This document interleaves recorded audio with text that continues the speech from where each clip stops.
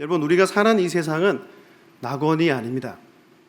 사람들은 유토피아를 꿈꾸지만 또 그래서 어떤 새로운 땅을 구입해서 자기들만의 공간을 만들어 완전한 행복을 꿈꾸지만 이 땅에서, 이 세상에서는 그런 곳이 존재하지 않습니다. 죄악의 독도 만연해져 가고 또 인간의 그 범죄로 인하여서 재앙이 계속해서 벌어지고 있지요. 그리고 언제 무슨 일을 당하는지 알 수 없습니다. 더구나 우리가 살아가는 이 시대는 많은 사람들이 내일에 대한 불안으로 밤잠을 설치고 있습니다. 미래에 대한 염려로 가득 차 있다는 것입니다. 사람들이 과거보다 더 힘들어하는 이유는 신뢰하고 그 내일, 그 미래를 맡길 대상이 없어졌다는 겁니다. 과거에는 직장을 자기 집처럼 생각하던 때가 있었지만 지금은 언제라도 밀려날 수 있는 경쟁의 장이 되어버렸습니다. 또 신령의 대명사와 같았던 은행도 부도가 나고요. 철석같이 믿었던 나라의 약속도 공수표로 변하는 일이 비일비재합니다.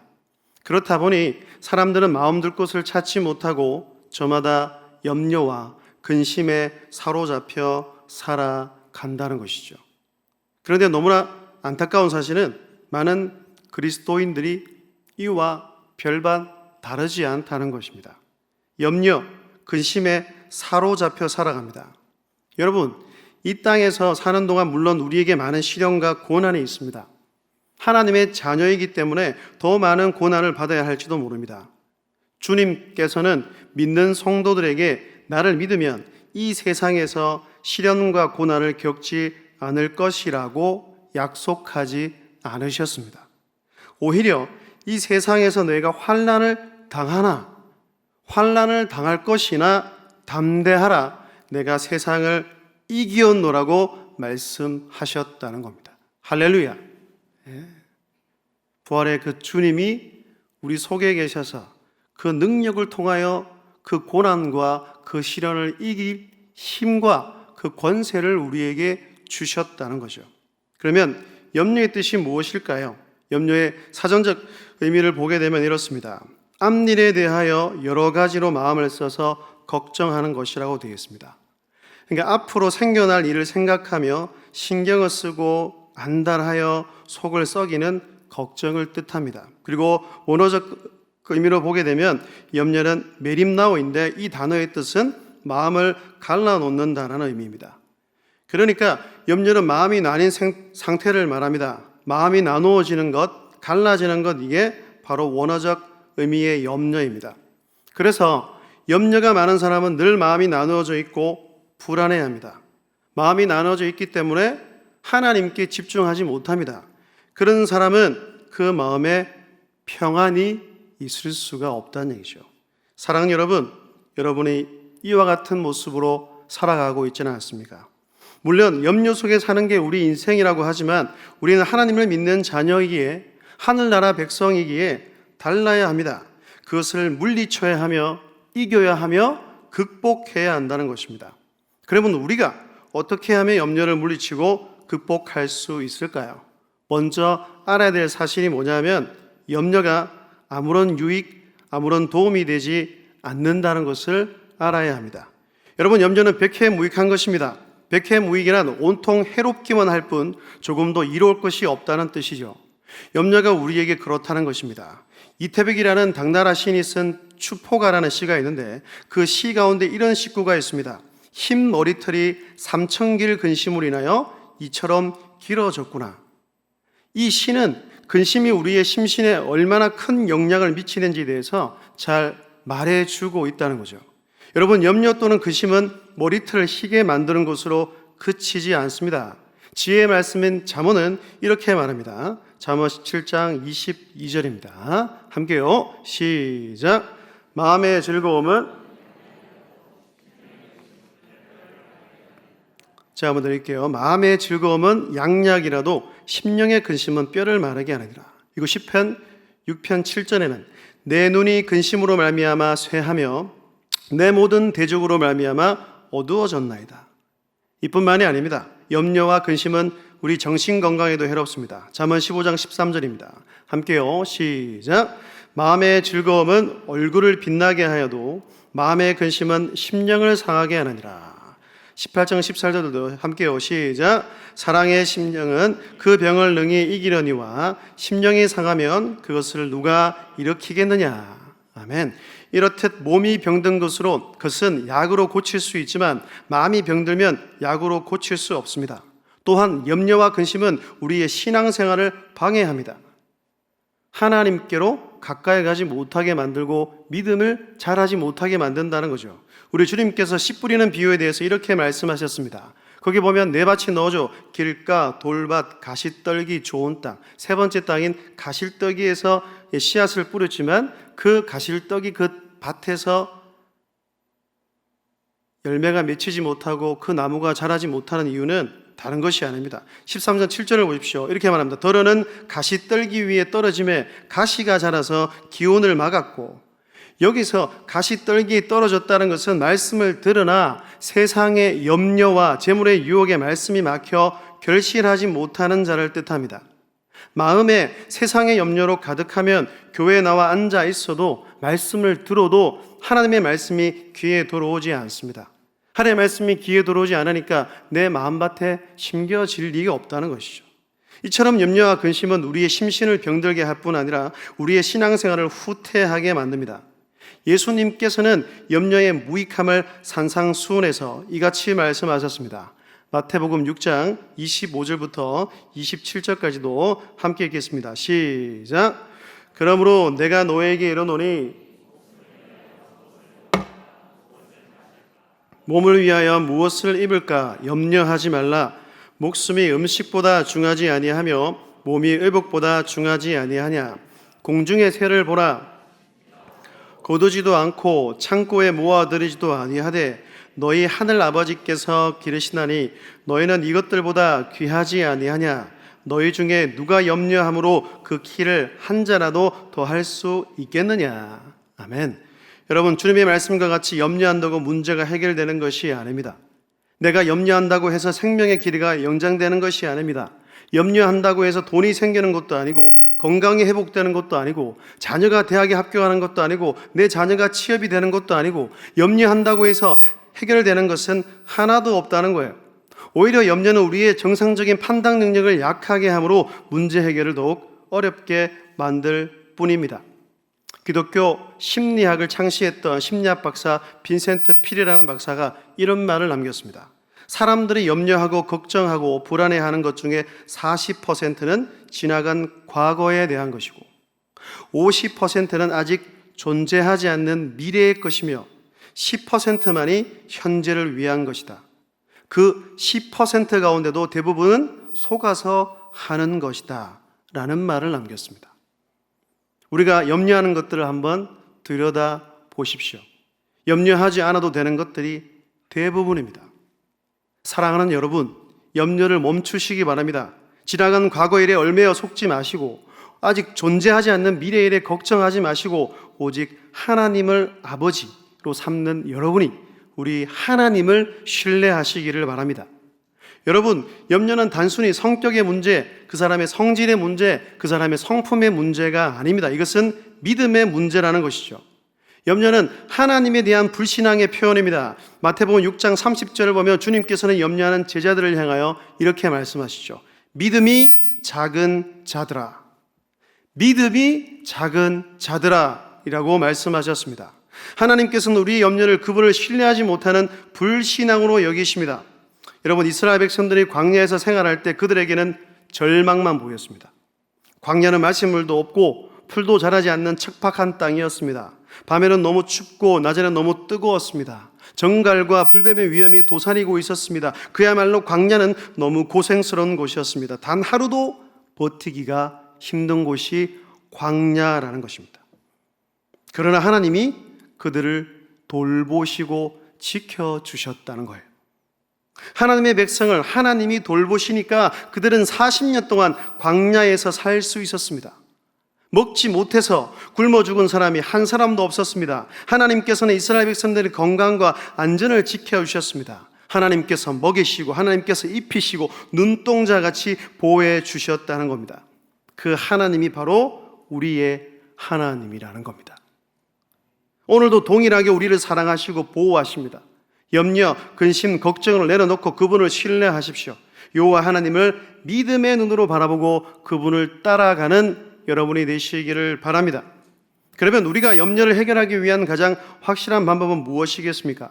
오늘 말씀은 우리에게 이렇게 권면하고 있죠. 본문 7절입니다. 본문 7절을 함께 읽겠습니다. 시작. 너희 염려를 다 주께 맡기라. 이는 그가 너희를 돌보심이라. 아멘. 그렇습니다. 염려를 해결하기 위한 가장 확실한 방법은 모든 염려를 주님께 맡기는 것입니다.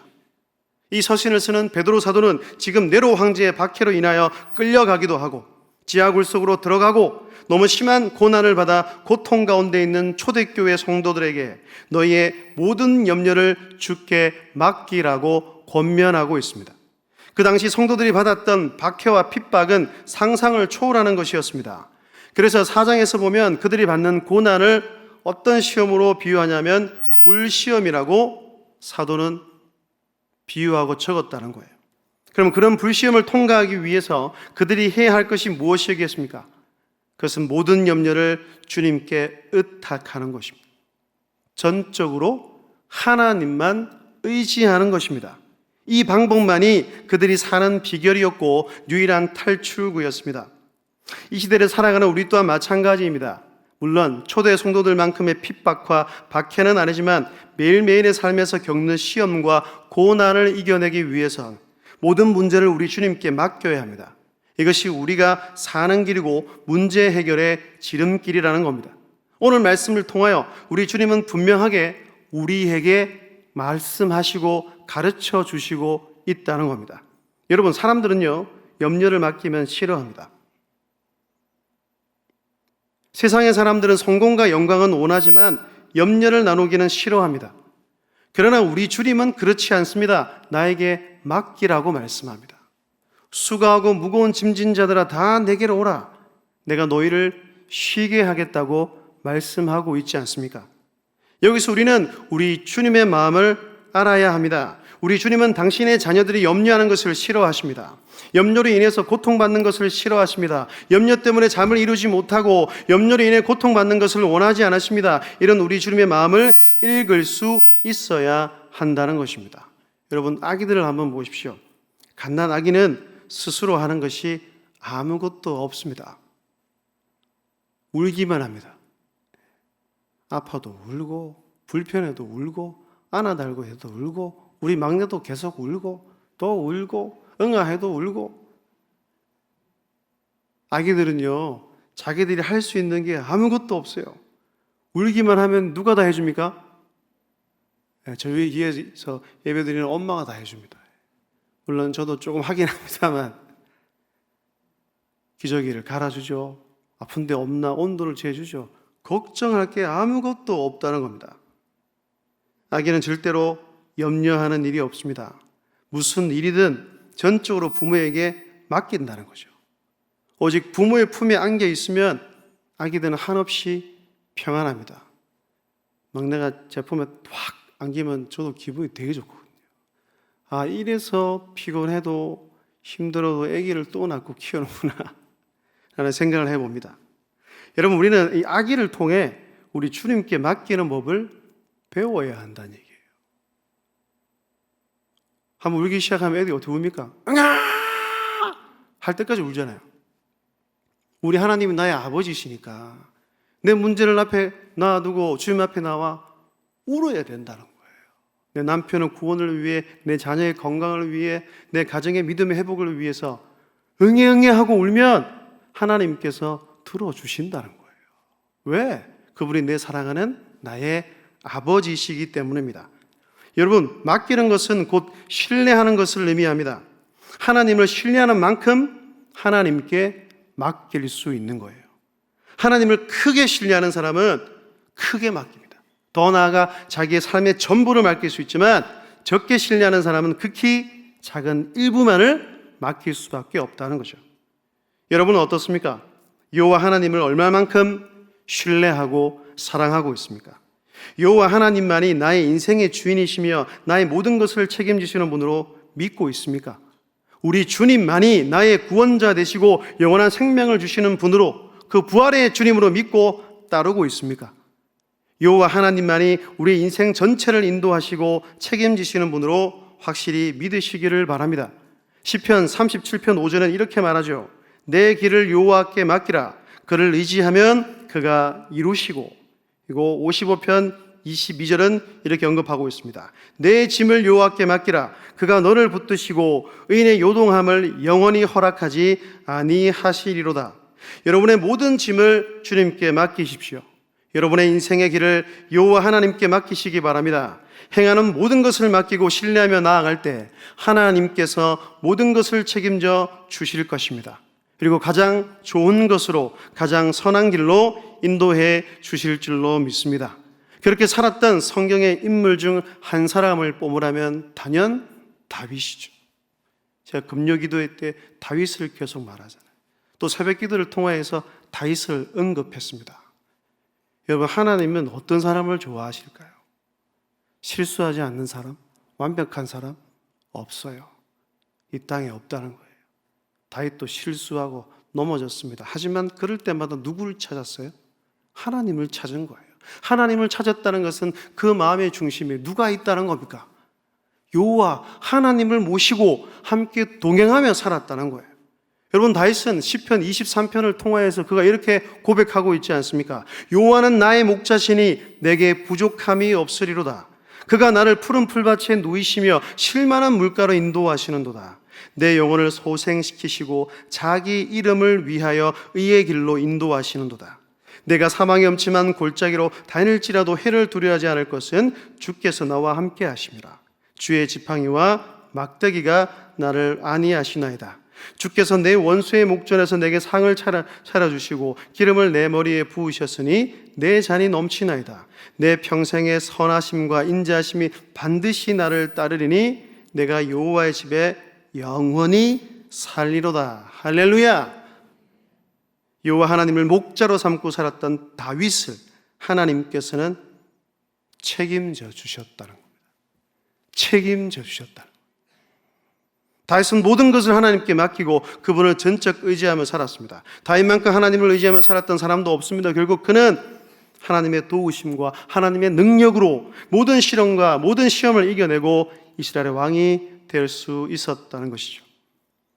사랑하는 성도 여러분, 우리가 보기에는 절망적일지라도 하나님께서는 절망이 있을 수 없습니다. 우리에게는 불가능한 것일지라도 하나님은 모든 것이 가능합니다. 광야에서 낮에는 구름 기둥으로 밤에는 불 기둥으로 이스라엘 자손을 보호하여 인도하셨던 하나님께서는 지금도 변함없는 사랑과 관심으로 우리를 돌보고 계심을 믿으시기 바랍니다. 그리고 그 믿음으로 모든 염려와 근심과 걱정을 하나님께 맡기시기 바랍니다. 그리고 부분적으로 맡기지 말고 그 믿음을 향하여 전부를 맡기는 여러분이 되시기를 주의 이름으로 축복합니다. 그러면 마지막으로 주님께 염려를 맡긴다는 것은 구체적으로 무슨 의미일까요? 오늘 본문에서 말하는 맡기라의 원어의 의미는 위를 향하여 던진다는 의미이기도 합니다. 여러분, 위를 향하여 던지는 구체적인 행동은 무엇입니까? 그것은 바로 기도라고 할 수 있죠. 우리는 기도를 통해서 기도를 올려드림으로 하나님께 우리의 염려와 근심을 걱정거리를 맡길 수 있습니다. 본문 8절과 9절은 이렇게 말씀하지요. 함께 읽겠습니다. 시작. 근신하라, 깨어라.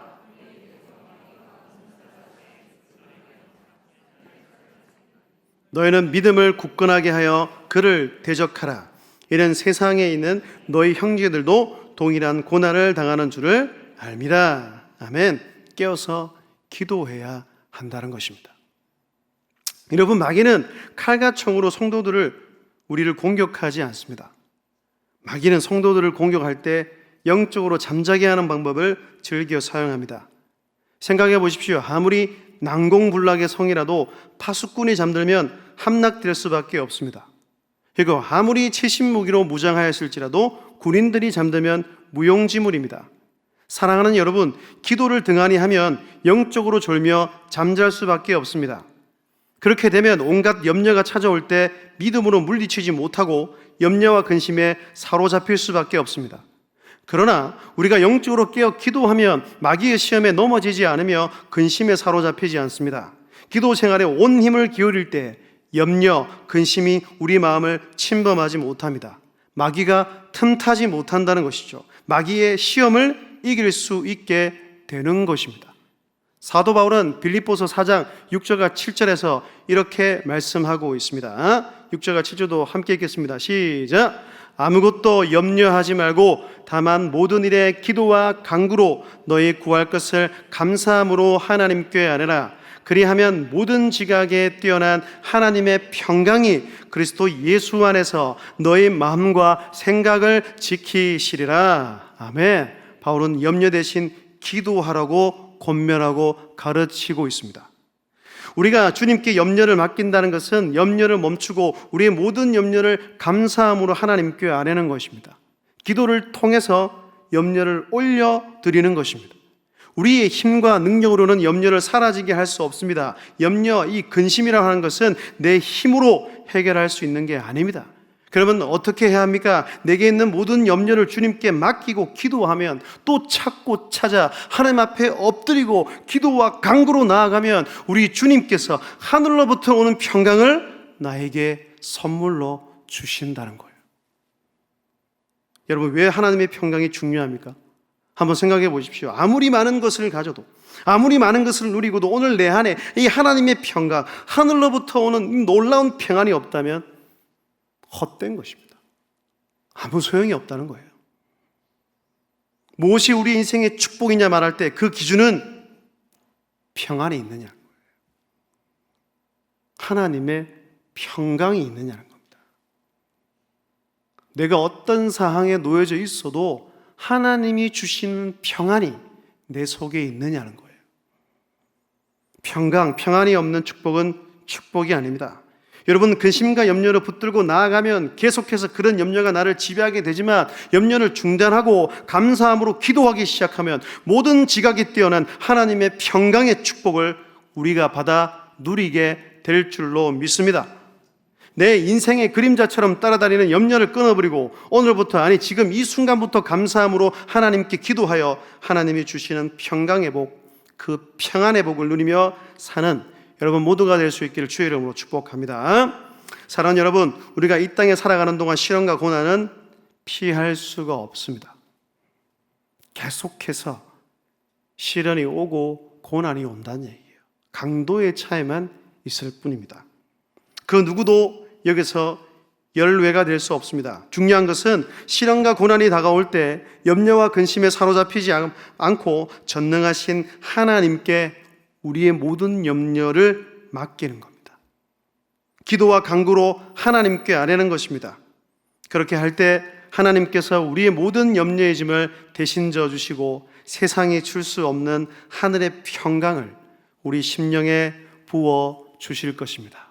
요한복음 14장 27절 읽고 말씀을 맺겠습니다. 함께 읽겠습니다. 시작. 평안을 너에게 끼치노니 곧 나의 평안을 너에게 주노라. 내가 너에게 주는 것은 세상이 주는 것과 같이 아니하리라. 너는 마음에 근심하지도 말고 두려워하지도 말라. 할렐루야. 오늘 시간 함께 기도합시다. 내 안에 하늘의 평강이 임하기를 원합니다.